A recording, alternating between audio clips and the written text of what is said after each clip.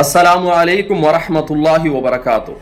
సోదరులారా, గత కొంతకాలంగా కొన్ని యూట్యూబ్ ఛానళ్ళు, అందులోని కొందరు వ్యక్తులు ఇస్లాం ధర్మం పైన విషం చిమ్మేటటువంటి ప్రయత్నం ముమ్మరంగా చేస్తున్నారు. అందులోని భాగంగా ఖురాన్లోని కొన్ని వాక్యాలను వక్రీకరిస్తూ, చూడండి ఇది మన గురించే చెబుతున్నారు అనేటటువంటి దుష్ప్రచారాన్ని ముమ్మరంగా చేస్తున్నారు. భయంకరమైనటువంటి నిందలు ఇస్లాం ధర్మం పైన మోపుతున్నారు.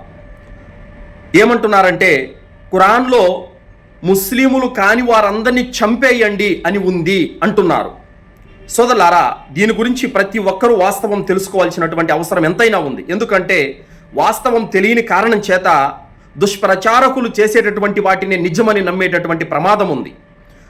వాస్తవానికి ఖురాన్ గ్రంథంలో సూరే తౌబా 9వ అధ్యాయంలో 5-6 వాక్యాలను చదివి చూశారా, ఇది మన గురించే చెప్పబడింది అన్నటువంటి దుష్ప్రచారం చేస్తున్నారు. వాస్తవానికి ఖురాన్ గ్రంథంలో 9వ సూర 5-6 వాక్యాలలో ఏముందంటే, ఈ నిషిద్ధ మాసాల తర్వాత ముష్రికులు ఎక్కడ కనపడితే అక్కడ చంపండి అనేటటువంటి ఒక మాటను తీసుకొని ఇది మన గురించే అని రెచ్చగొడుతున్నారు చాలామంది. దీని యొక్క వాస్తవాలను పరిశీలన చేద్దాం సోదరులారా. ఈ వీడియోలో నేను కింద ఖురాన్ వాక్యాలను పెట్టాను, మీరు కూడా చదవండి. ఏమంటున్నాడు అల్లా దీంట్లో, మరి నిషిద్ధ గౌరవప్రదమైన మాసాలు గడిచిపోగానే ముష్రిక్కులను ఎక్కడ కనబడితే అక్కడ చంపేయండి, వారిని నిర్బంధించండి, వారిని ముట్టడించండి, ప్రతి మాటు వద్ద వారి కొరకు పొంచి కూర్చోండి.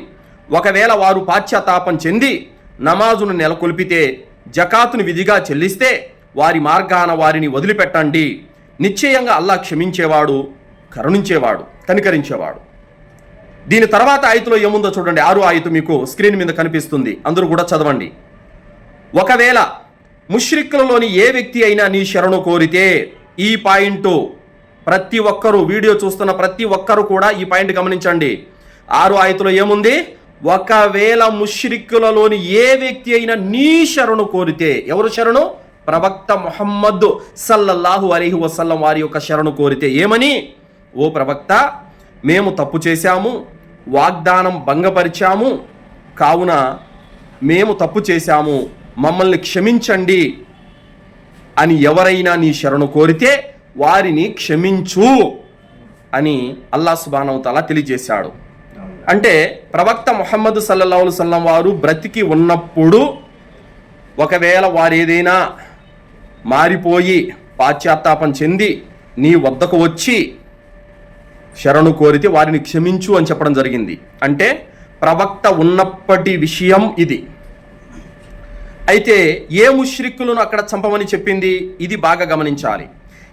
ప్రవక్త ముహమ్మద్ సల్లల్లాహు అలైహి వసల్లం వారికి, ఆయన అనుచరులు మరియు మక్కా ముష్రిక్కులకి ఒక ఒప్పందం జరిగింది.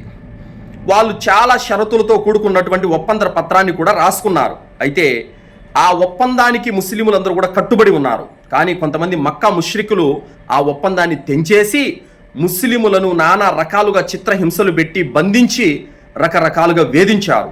ఆ ఒప్పందాన్ని తెంచేసినందుకు గాను అల్లాహ్ సుబ్హానహు వ తఆలా వారిని ఉద్దేశించి అక్కడ చెప్పారు. ఇది ప్రవక్త బ్రతికి ఉన్నప్పటి ఆ కాలం నాటి ఏ ముష్రికులైతే ఒప్పందాన్ని భంగం చేశారో ఆ ముష్రికుల గురించి మాత్రమే ఇక్కడ చెప్పబడింది. అంతేగాని ప్రపంచంలో ఉన్నటువంటి ముస్లిములు కాని వారందరినీ చంపేయమని ఇక్కడ చెప్పలేదు. ఇది నింద, అబద్ధం తప్ప మరేమి కాదు. మరి అయితే సూరే ముంతహినాలో 8వ వాక్యంలో అల్లా ఏమంటున్నాడు ఒకసారి చదవండి.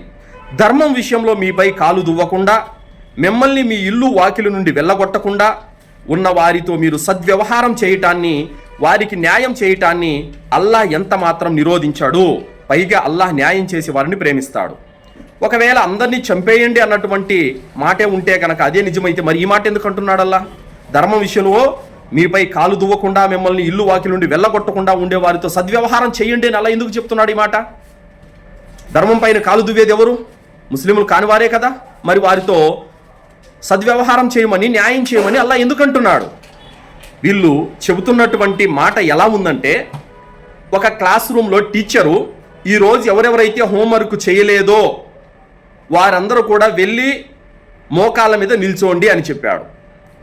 ఆ టీచర్ చెప్పిన మాట ఎవరికి వర్తిస్తుందండి? ఎవరికి వర్తిస్తుంది? ప్రపంచంలో ఉన్న స్కూళ్ళన్నిటికీ, అన్ని కాలేజీలకి, అన్ని స్కూళ్ళకి, అందరికీ వర్తిస్తుందా ఇది? ఆయన పాఠం చెప్పి ఆ క్లాసుకు మాత్రమే వర్తిస్తుందా? ఎవరికి వర్తిస్తుంది? ఆ క్లాసులో ఆ టీచర్ మాత్రం ఎవరైతే వినలేదో, ఎవరైతే హోంవర్క్ చేయలేదో ఆ క్లాసులో పిల్లలకు మాత్రమే అది వర్తిస్తుంది. ప్రపంచంలో ఉన్న స్కూళ్ళల్లో ఉన్న ప్రతి స్టూడెంట్కి అది వర్తించదు. అర్థమైందా? ఇది మీ యొక్క మట్టి బుర్రలకు అర్థం కావాలని ఈ ఉదాహరణ చెబుతున్నాను. కాబట్టి ప్రవక్త ముహమ్మద్ సల్లల్లాహు అలైహి వసల్లం వారితో వాగ్దానం చేసి ఎవరైతే తెంచేశారో, అన్యాయానికి దుర్మార్గానికి పాల్పడి దొంగ దెబ్బతీసి ముస్లింల్ని నిర్దాక్షిణంగా చంపేశారో ఆ ముష్రికుల గురించి ఇక్కడ చెప్పబడింది. ప్రపంచంలో ఉన్న ముస్లింలు కాని వారందరి గురించి కాదు ఇది. అర్థమైందా? ఒకవేళ మీరు చేస్తున్నటువంటి ఈ ఆరోపణే కనుక నిజమైతే, ఇప్పటికీ కూడా ఖురాన్ ప్రకారము షరియత్ అమలవుతున్నటువంటి దేశం సౌదీ దేశం. మరి ఆ సౌదీ దేశానికి భారతదేశం నుండి ఎంతోమంది ఉపాధి నిమిత్తం సౌదీకి వెళ్తున్నారు. లక్షల్లో అక్కడ ఉపాధి పొందుతున్నారు. అందరూ కూడా ముస్లింలు కాని వారందరూ కూడా ముస్లిమేతరులు. మరి ఏ ముస్లిమేతరులైనా అక్కడ చంపుతున్నారా? దీనికి జవాబు చెప్పండి. అక్కడ వ్యభిచారం చేస్తే చంపేస్తున్నారు సౌదీలో. అలాగే ఇంకా ఎవరైనా హత్యకు పాల్పడినట్లయితే ప్రతీకారంగా వాడిని చంపేస్తున్నారు. ఇంకా అనేక నేరాలకు పాల్పడితే అక్కడ శిక్షలు విధిస్తున్నారు. ఖురాన్ ప్రకారము శిక్షలు పూర్తిగా అమలవుతున్నటువంటి దేశం సౌదీ దేశం. ఒకవేళ నిజంగానే ఖురాన్లో ముష్రికులను చంపేయండి అన్నటువంటి ఆదేశం అది అందరికీ వర్తించేదైతే కనుక మరి సౌదీకి వెళ్ళిన ప్రతి ముష్రికును చంపేయాలి కదా. మరి ఎందుకు చంపడం లేదు? ఆలోచించండి. Kuwait, Saudi, Dubai, Qatar, Oman, Yemen, ఎన్ని దేశాలకు లక్షల్లో ముస్లింలు కాని వారు ఎంతమంది ఉపాధికి నిమిత్తం వెళ్తున్నారు? మరి ఆ ముష్రికులు అందరిని చంపేస్తున్నారా? ఖురాన్ను ముస్లింలు ఆచరిస్తారు. ఖురాన్లో ఉన్న ఆదేశాలు అన్నిటినీ పాటిస్తారు. నమాజ్ చేయమని అల్లాహ్ చెప్తే నమాజ్ చేస్తున్నాడు. కుర్బానీ ఇమ్మంటే కుర్బానీ ఇస్తున్నారు. అలాగే ఇంకా ఎన్నో ఆదేశాలను ముస్లింలు అమలు చేస్తున్నారు. ఒకవేళ ముష్రికులను చంపండి అనే ఆదేశం అందరూ ముష్రికులకు వర్తించేదే కనుక అయితే ముస్లింలు దాన్ని ఆచరిస్తారు. కానీ ఆచరించడం లేదంటే ఏంటి కారణం? అది ఆ కాలపు ఎవరైతే వాగ్దానాన్ని తెంచేశారో వారికి సంబంధించిన యొక్క ఆజ్ఞ మాత్రమే, అది అందరికి సంబంధించింది కాదు. ముష్రిక్కులతో సద్వ్యవహారం చేయమని అల్లాహ్ చెప్పాడు. ఎవరైతే ముస్లిములు కాని వారు ఉన్నారో వాళ్ళతో సద్వ్యవహారం చేయండి, న్యాయంగా ఉండండి అని అల్లాహ్ చెప్పాడు. కాబట్టి ఏదైతే ముష్రికులందరినీ చంపేయమంటున్నారు అన్నటువంటి మాట ఏదైతే ఉందో, ముస్లిములు కాని వారందరినీ చంపేయండి అనే 114 సూరాల్లో ఒక్క ఆయతు కూడా లేదు. కాబట్టి అక్కడ ఆ కాలం నాటి ముస్లిములకు మాత్రమే సంబంధించిన ఆజ్ఞ ఇది. కావున కొంతమంది ఇస్లాం ధర్మం పైన ఏదో ఒక విధంగా బురద చల్లాలి, ఇస్లాంను రూపుమాపాలన్నటువంటి కుట్రలతో, కక్షలతో చాలామంది భయంకరమైనటువంటి దుష్ప్రచారాలు చేస్తున్నారు. అలాంటి దుర్మార్గుల మాటలు వినకండి. ఖురాన్లో ఎక్కడ కూడా పలానా మతం వారిని చంపేయండి అని ఎక్కడ కూడా లేదు.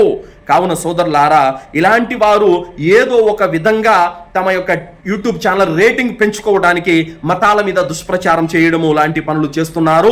వాస్తవానికి ఈ భూమండలం మీద ఎన్ని మతాల వారైతే ఉన్నారో వాళ్ళందరూ కూడా ఒకే అమ్మా నాన్న ద్వారా పుట్టినటువంటి సంతానం. మీరంతా అన్నదమ్ములని ముఖ్యమైనటువంటి అతి ఉత్తమమైనటువంటి బోధన చేసినటువంటి మొట్టమొదటి గ్రంథం ఖురాన్ గ్రంథం.